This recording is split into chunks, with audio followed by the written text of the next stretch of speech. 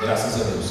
Queridos, o versículo base, o versículo tema, dos quais para onde caminha o ápice, da mensagem, é o versículo 14, que diz assim: todos estes perseveravam unanimemente em oração e súplicas.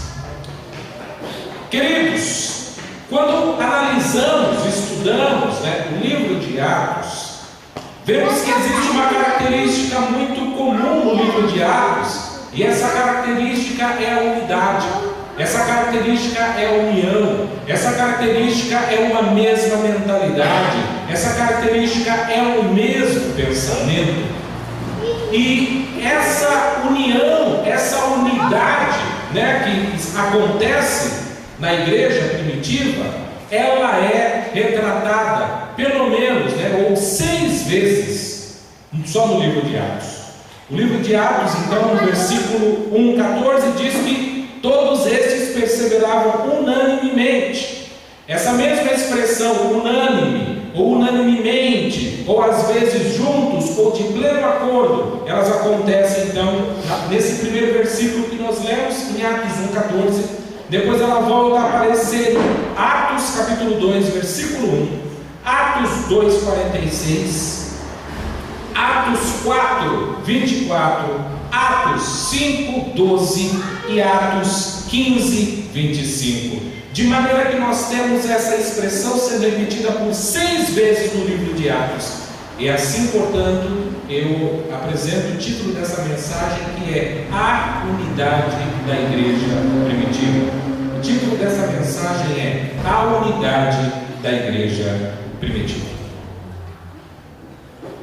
O livro de Atos, então, meus amados irmãos, escrito por Lucas, começa a retratar aquele período que acontece logo após a morte e consequentemente a ressurreição de Jesus e a aparição de Jesus aos seus discípulos e ao que Paulo depois coloca como mais de 500 irmãos em 1 de Coríntios 15, versículo 5.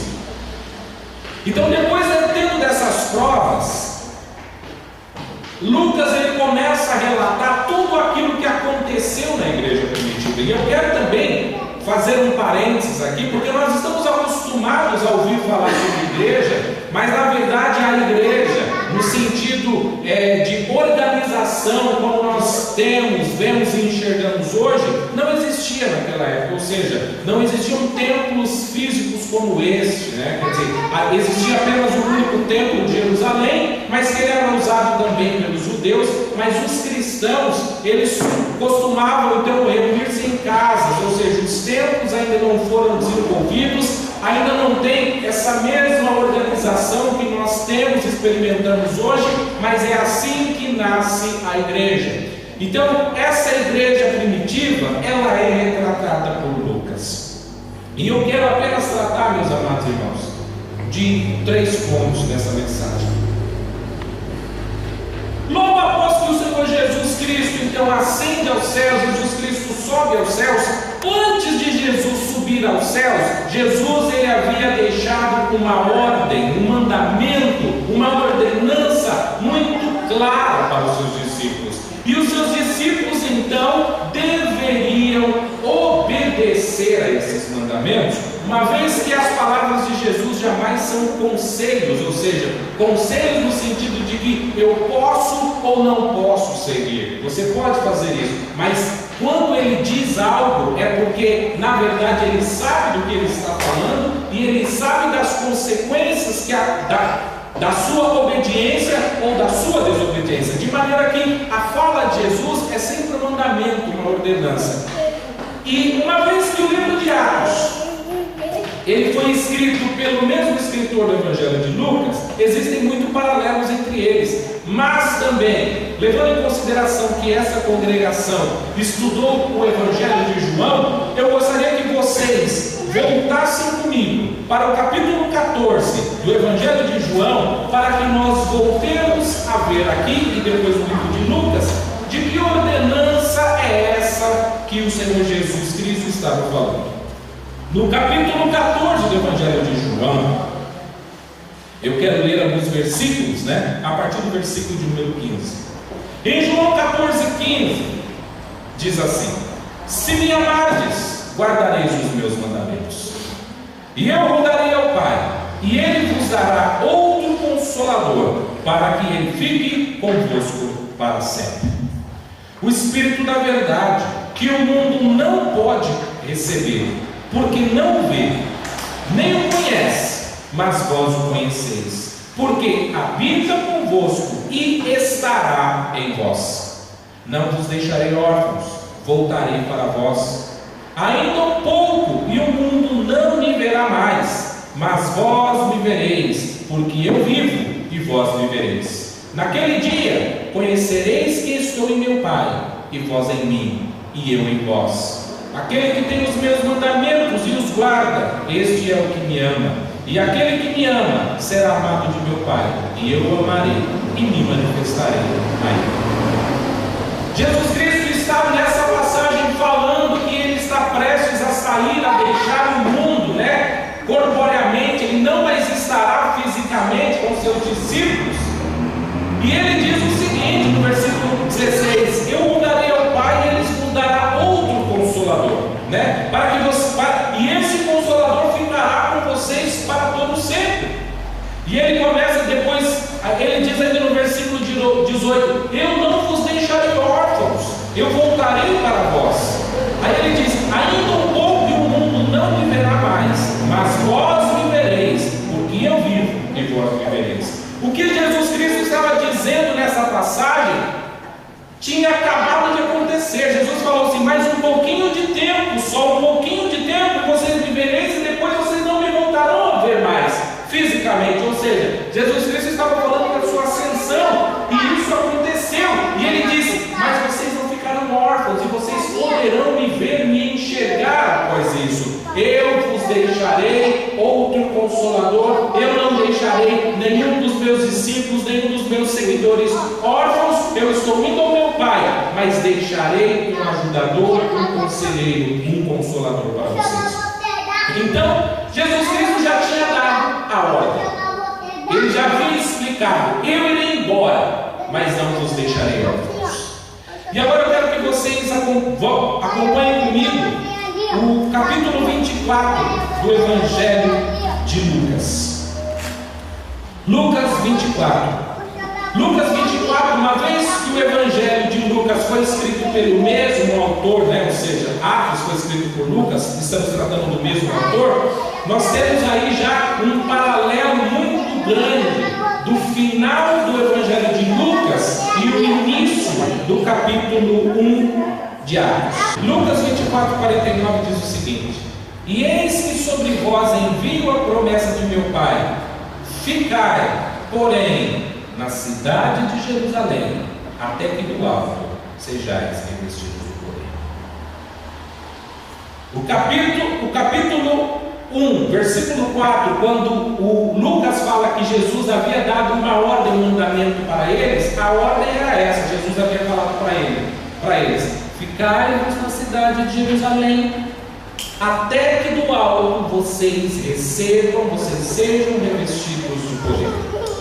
E aí versículo 50 diz: e levou-os fora até Betânia, e levantando as mãos os abençoou. E aconteceu que, abençoando-os, ele se apartou deles e foi elevado ao céu.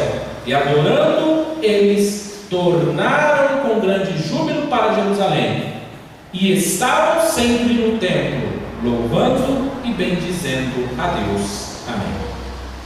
É assim que Lucas termina o seu Evangelho, e ele começa o Evangelho, ele começa a descrição do livro de Atos. Então ele diz o seguinte, Lucas 1,4: e estando com eles, determinou-lhes que não se assentassem de Jerusalém, mas que esperassem a promessa do Pai, que disse ele: de mim ouvistes. Então a igreja primitiva começa, queridos, tendo primeiramente que obedecer à promessa de Jesus, e a promessa de Jesus era essa: vocês receberão o poder do alto. Mas para que vocês recebam o poder do alto, vocês precisam estar na cidade de Jerusalém. O primeiro ponto que eu quero dizer é o seguinte, queridos: o primeiro ponto que nós vamos estudar é que antes que eu e você recebamos poder, antes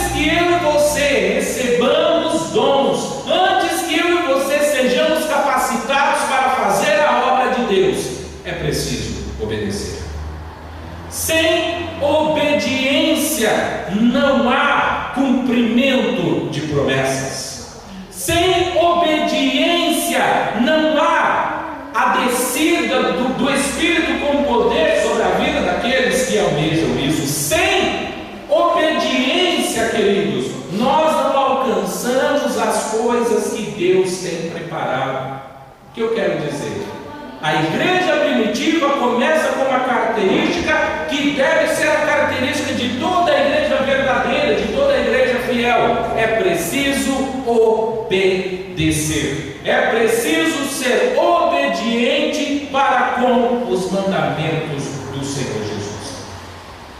Então o livro de Atos, ele é um livro maravilhoso, ele é um livro lindo, cheio de passagens extraordinárias, mas o que muitas pessoas acabam se esquecendo, não atentam, não prestam atenção, é que antes que os milagres acontecessem, é que antes que visitações maravilhosas da parte de Deus ocorressem, eles precisavam ser fiéis e eles precisavam obedecer ao mandamento de Jesus.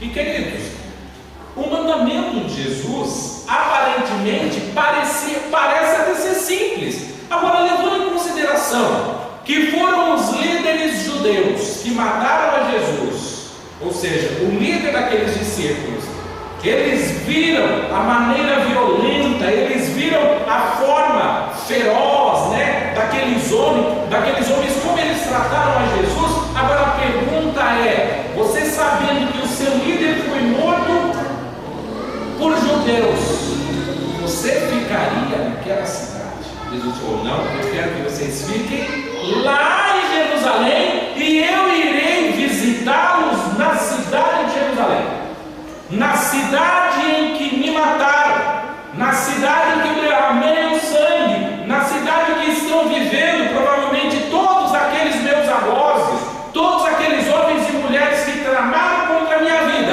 É naquela cidade que eu quero que vocês esperem até que vocês sejam revestidos de poder e do alto.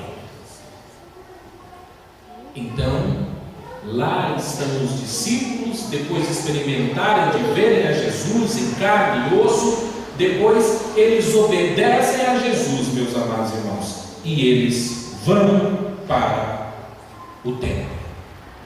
E eles estavam regozijando, eles estavam orando, e eles começam a experimentar aquilo que o Senhor Jesus Cristo havia descrito no capítulo 17 do Evangelho de João. Nós também já estudamos. Eu quero que você, por favor, abra sua Bíblia no Evangelho de João, capítulo 17, para que você acompanhe comigo também alguns versículos.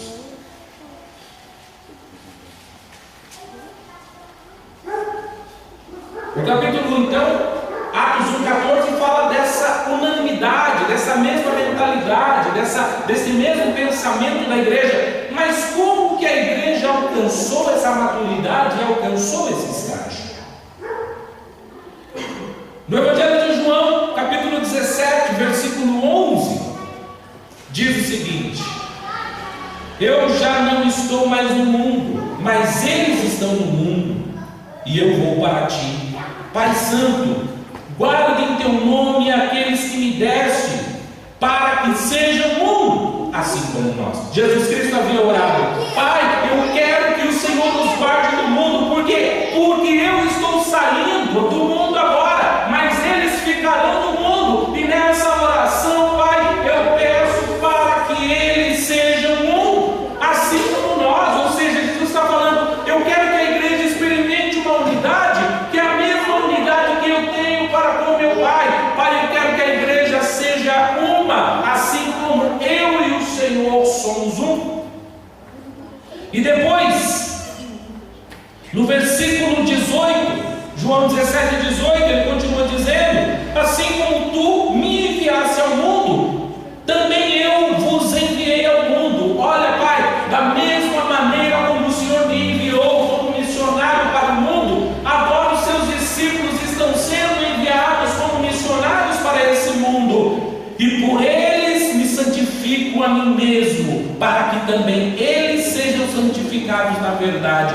E não rogo somente por estes, mas também por aqueles que pela sua crer em mim, para que todos sejam um, como tu, ó Pai, o és em mim e eu em ti, que também eles sejam um em nós, para que o mundo creia que tu me enviastes. Eu dei-lhes a glória que a mim me destes, para que sejam um, como nós somos um, eu neles e tu em mim, para que eles sejam perfeitos em unidade, e para que o mundo conheça que tu me enviaste a mim, e que tens amado a eles, como me tens amado a mim. Vocês notaram quantas vezes Jesus Cristo falou: eu quero que eles sejam um, como eu e o Pai somos um. Eu oro para que eles sejam um. Pai, eu oro pela unidade da igreja, eu oro pela unidade, ó Pai, do teu corpo, para que todos eles sejam um. Queridos, prestem bem atenção. O que acontece no capítulo 1 de Atos é o cumprimento da oração de Jesus. A igreja é uma. Jesus Cristo havia orado, Jesus Cristo havia intercedido por aqueles discípulos, falando: Senhor, eu oro para que o Senhor faça deles um. Eu quero que essa igreja seja um, que eles sejam diferentes, mas que nessa diferença eles sejam um. Que uns, ainda que alguns possam se considerar mais e outros menos, mas que eles sejam um. Eu oro, Pai, pela unidade do teu corpo. Queridos, o que acontece no livro de Atos é o cumprimento da oração de Jesus, porque agora eles estavam, versículo 14, todos estes perseveravam unanimemente em oração e súplicas com as mulheres e Maria, mãe de Jesus, e com seus irmãos. No capítulo 1 de Atos, a igreja era uma. A igreja era uma, a igreja era una, a igreja era coesa, a igreja estava em conjunto, a igreja era aquilo que Jesus havia orado, intercedido e pedido para que a igreja fosse. A igreja estava unida. E de repente você pode parar e você pode pensar e dizer assim: mas como que eles conseguiram ser um? E queridos, eu gostaria que você refletisse comigo em algumas coisas que poderiam acontecer. Somente na igreja, queridos, no corpo de Cristo, pode haver pessoas tão diferentes e ao mesmo tempo com a mesma mentalidade. Pessoas ricas, pessoas pobres, mas com a mesma mentalidade. Pessoas altas, pessoas baixas, mas com a mesma mentalidade. Pessoas gordas, pessoas magras, mas com a mesma mentalidade. Pessoas brancas, pessoas negras, pessoas vermelhas, mas com a mesma mentalidade. O que eu quero dizer? Todos eles eram diferentes, tinham origens diferentes, experiências diferentes, mas eles eram um. E queridos, somente Jesus pode realizar essa unidade no meio da igreja. E eu quero partir para a parte final dessa mensagem e analisar o que é que poderia ter acontecido com isso.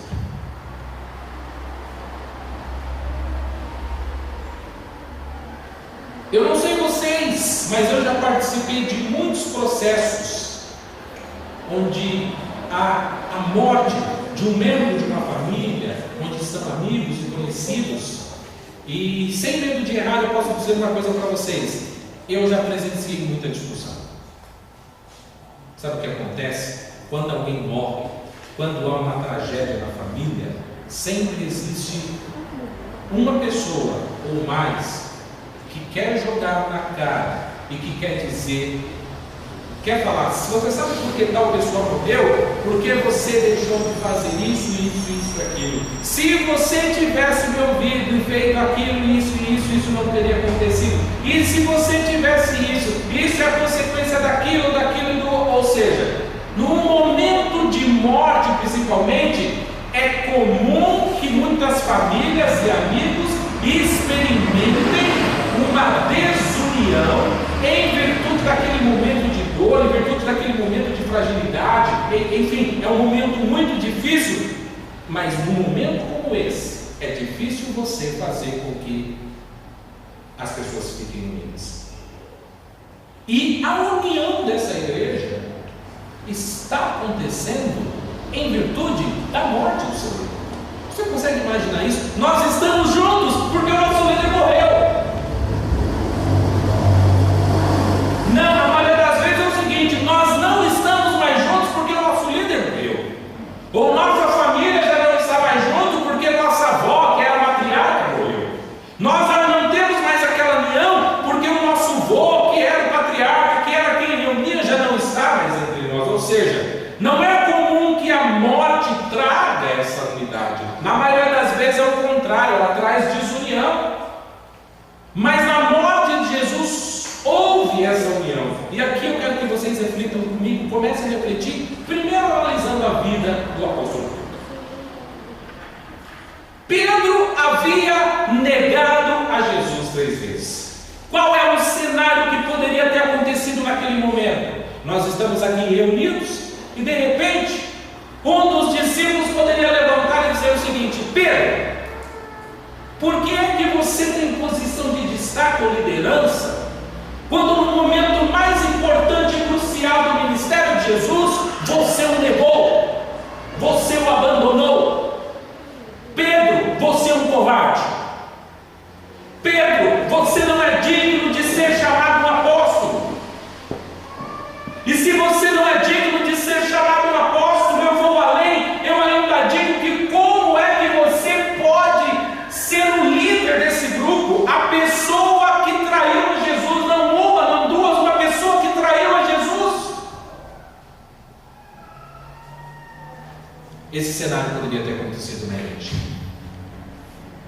Os discípulos poderiam ter olhado para Pedro e terem dito exatamente essas palavras: Pedro, você não é digno. Pedro, você não merece. Pedro, você não está qualificado. Pedro, você é um traidor. Pedro, você é um covarde. Poderiam ter lembrado ainda mais no final do Evangelho de João: Pedro, nós tínhamos uma ordem direta e clara de Jesus e nós ficamos impacientes, seguimos a você e fomos pescar. Se o Senhor Jesus não viesse atrás da gente, talvez nós não saberíamos o que teria acontecido com a gente. Pedro, você não só negou a Jesus num momento tão importante e crucial, como você também desobedeceu e foi pescar, e nós vamos pescar com você. Será que, Pedro, que você não vai tomar decisões precipitadas? E ao tomar essas decisões precipitadas como nosso líder, você também não fará com que nós tomemos algumas decisões precipitadas? Pedro, em resumo, o que nós temos para dizer é o seguinte: você não é qualificado para a função. João poderia ter dito isso, porque João falou o seguinte: de todos os que aqui estão, eu sou o único que acompanhei Jesus até o fim. João poderia ter olhado e dito o seguinte: João poderia ter olhado para Pedro e falou o seguinte: Pedro, por que você busca essa proeminência, sendo que no momento mais importante, Jesus Cristo olha para mim da cruz e diz o seguinte: cuida da minha mãe, a partir de agora ela é tua mãe, João, e você é filho dela. Você quer maior responsabilidade do que essa? Ou seja, quando Jesus pediu para eu cuidar de Maria, sua mãe, me fazendo um filho dela, Jesus Cristo estava atestando que dentre todos os discípulos eu era o melhor, eu era o mais qualificado, eu sou o que estou mais preparado para o cargo. Será que vocês não prestam atenção nisso? Vocês não estão olhando nesses detalhes? Ou vocês querem ficar com a liderança de Pedro, que traiu Jesus, sendo que eu acompanhei Jesus até o fim e Jesus até me confiou o cuidado de sua mãe?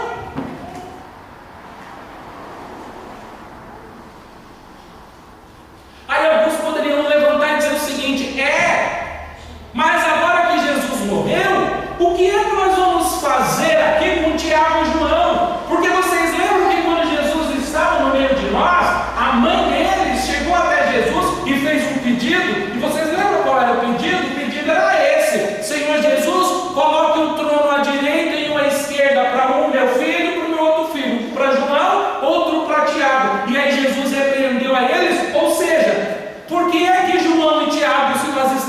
juntos, por que é que só João e Tiago tinham que ter tronos e nós não? Não é egoísta da parte da família de Tiago e João pedir tronos e esquecer a gente? Falamos tanto em unidade, falamos tanto em união, falamos tanto em irmandade, mas por que é que eles pediram só 2 tronos? Já que nós somos um grupo, eu acredito que o mais razoável seria que eles pedissem 12 tronos e não 2 tronos, mas eles não pediram só para eles.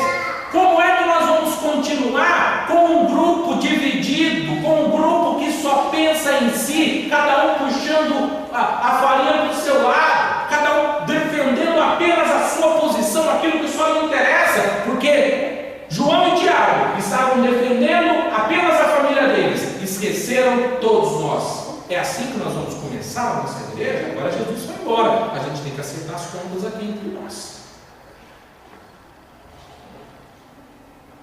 Aí eles poderiam olhar para Tomé e dizer o seguinte, e eu vou falar mais, olha o Tomé, temos que acertar as contas com Tomé, porque quando Jesus apareceu para nós, ressurreto, Tomé não estava no nosso meio. Primeiro ponto, por que é que Tomé não estava? Problema dele, sabe-se lá o motivo? Mas Tomé deveria estar com a gente e Tomé não foi.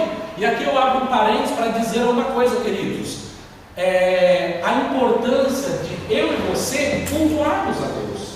Por quê? Porque num dia em que Tomé não estava, e a Bíblia não diz por que ele não estava, ele deixou de presenciar o momento em que Jesus apareceu pela primeira vez a todos os discípulos ressurretos. Tomé perdeu isso, por quê? Porque ele não estava. E existem pessoas que perdem algumas coisas, por quê? Porque eles não estavam. Mas deixa eu voltar ao tema. Só que aí os discípulos falaram, Tomé, Jesus Cristo apareceu no nosso meio, e Jesus Cristo apareceu ressurreto. Tomé não apenas duvidou que Jesus não havia de fato ressuscitado, como Tomé ainda não acreditou neles, porque se o relato foi passado pelos discípulos, falando que Jesus havia ressuscitado, Tomé duvidou de Jesus e automaticamente duvidou do relato dos discípulos. Os discípulos poderiam olhar para Tomé e dizer o seguinte, Tomé, quando nós falamos que Jesus havia ressuscitado, por que você não acreditou na nossa palavra?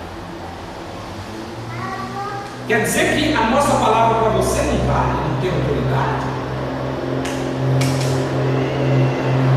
Como é que você se diz ser um dos nossos? Primeiro, quem faltou foi só você, você era o único faltante do grupo. Todos os outros 10 estavam lá, só faltava você. E 10 pessoas te deram testemunho de que Jesus havia ressuscitado e você não acreditou nem em Jesus e nem nos 10. Olha, antes da gente começar essa igreja, pelo menos resolver essa questão, temos que tratar aí com Tomé, porque o Tomé não acreditou nem em Jesus e não acreditou nem na gente. Será que de repente ele serve para continuar com a gente? Será que ele está habilitado para continuar o serviço ministerial? Uma pessoa que não acredita nem em Jesus, uma pessoa que não acredita também no nosso testemunho. Vamos voltar? Vamos levantar as mãos aqui e vamos ver o que a maioria decide, escolhe. De repente a gente tira o Tomé do nosso meio. Aí naquele sentimento, de vamos lavar roupa suja, já que estamos todos aqui um falando do outro que aconteceu, as mulheres poderiam ter levantado e dito o seguinte, é verdade, né? Vocês falam, estão falando um do outro aí, mas eu vou dizer uma coisa para vocês. No domingo de manhã, quem foi ao túmulo fomos nós. Vocês continuaram em casa. Vocês sequer tiveram coragem de levantar. Fomos nós que saímos aqui e foram até o túmulo. Vocês são os discípulos, mas quem falou primeiro da ressurreição de Jesus não foi nenhum de vocês, fomos nós, as mulheres. Será que Jesus não estava querendo dizer que era para nós mulheres ficarmos em primeiro lugar e vocês ficarem em segundo? Porque vocês também não estão com essa bola toda, não. E outra, quando nós viemos com a notícia de que Jesus Cristo havia ressuscitado, vocês não acreditaram na gente. Além de vocês não terem ido, nós que fomos, o anjo apareceu para a gente, nós contamos para vocês e ainda vocês não acreditaram na gente. Isso aqui não pode ficar desse jeito, não. Nós devemos acertar as contas aqui direito. Nós não estamos tão bem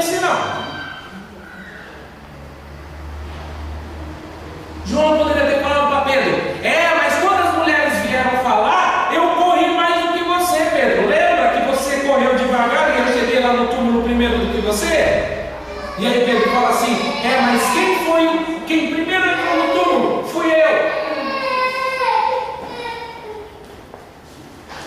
E aí, queridos, ainda existe a família de Jesus. Preste bem atenção em Atos 1,14, a família de Jesus. Todos estes perseveravam unanimemente em oração e súplicas com as mulheres e Maria, mãe de Jesus, e com seus irmãos. Lá estava Maria, mãe de Jesus, e lá estavam os irmãos de Jesus. Ué, mas quando foi que os irmãos de Jesus começaram a fazer parte da igreja? Que momento foi esse?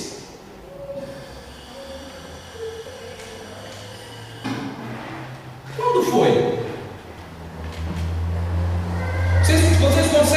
Vocês conseguem notar? Porque, queridos, a coisa é a seguinte: enquanto Jesus Cristo estava na terra, nenhum dos seus irmãos acreditou nele. Nenhum dos seus irmãos acreditou nele.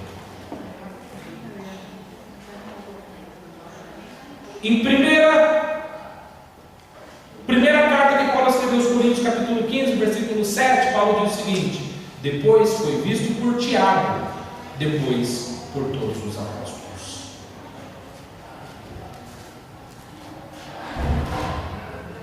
Está escrito aqui que Jesus, depois que ele ressuscitou, ele apareceu então para os seus irmãos, e os seus irmãos viram a Jesus. E depois que os irmãos de Jesus viram que ele havia ressuscitado, o que aconteceu? Eles passaram a crer em Jesus. Os irmãos de Jesus passaram a crer em Jesus, e os irmãos de Jesus estavam com aquele grupo orando. Mas alguém fala assim: peraí, tudo bem, aqui estão os irmãos de Jesus, que bonito, que maravilha, que lindinho, mas nós andamos com ele, nós sofremos com ele.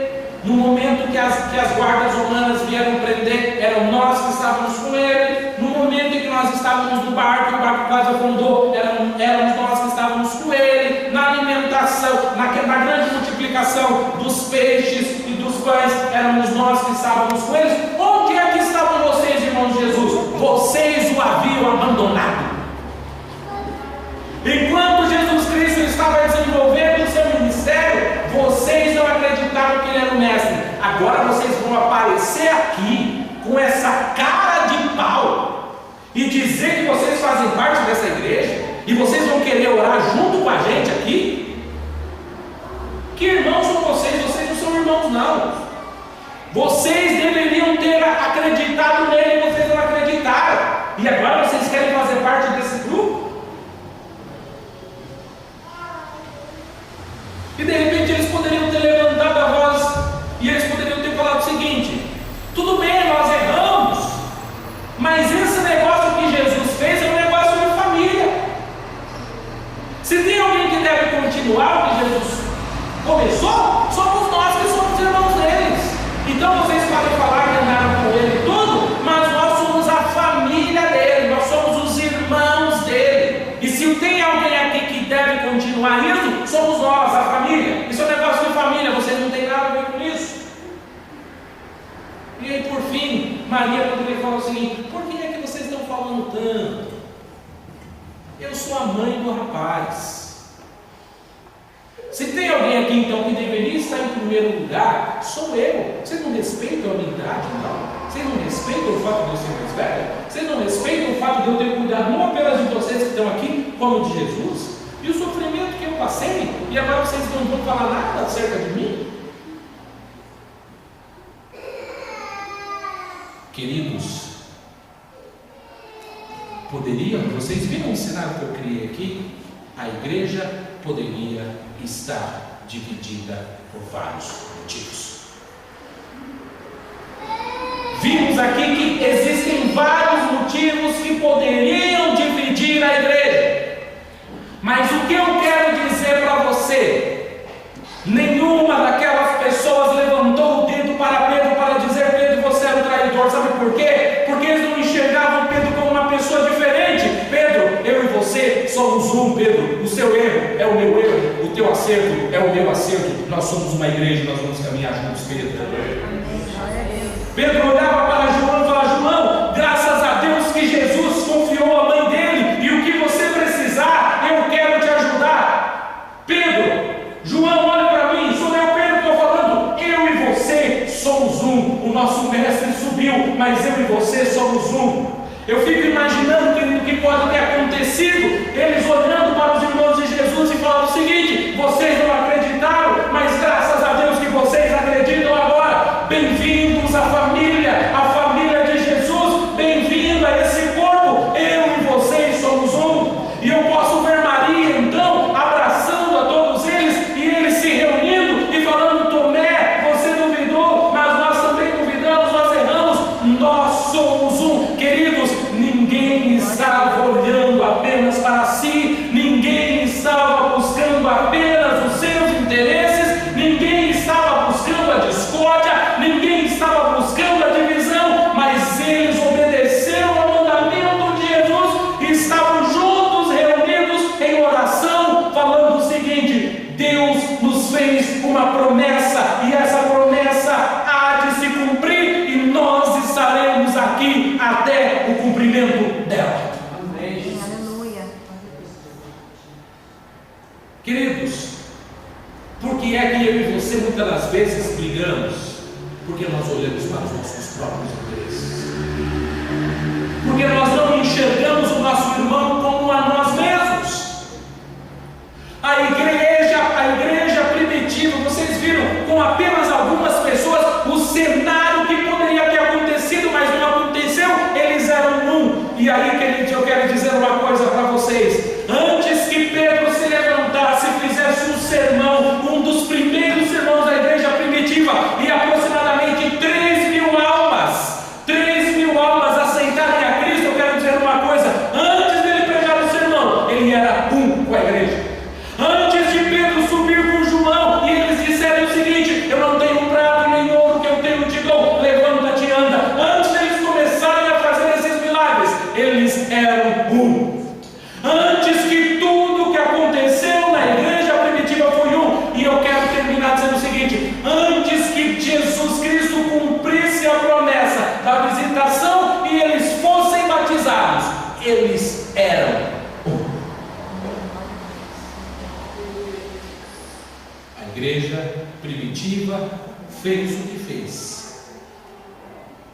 E aí o texto diz: vocês me serão testemunhas aqui em Jerusalém, na Judeia, na Samaria e nos confins do mundo. E eu quero dizer o seguinte: aproximadamente 2000 anos depois, num país longínquo e diferente de Israel, numa cidade longe de Jerusalém, nós estamos aqui. Sabe por quê? Porque aquelas pessoas eram uma. Foram eles que começaram a mensagem, e essa mensagem que chegou a mim e a você. Olha o impacto da unidade.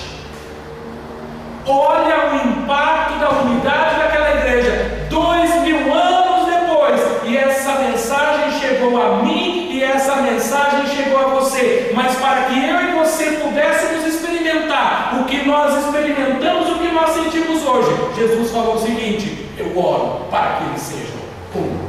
E aquela igreja, antes de receber, ela era uma.